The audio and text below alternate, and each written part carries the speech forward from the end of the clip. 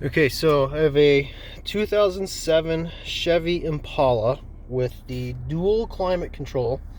Now, I just swapped out the climate module because heat comes out of this side, but this is stuck on cold. And when that happened to my wife's car, swapping out the climate control module worked.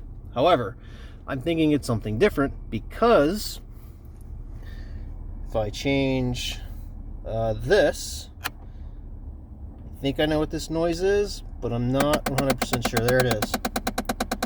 I think that's the blend actuator from my research, but I'm looking for, I guess, verification of that. So let me know if I'm right or if I'm wrong.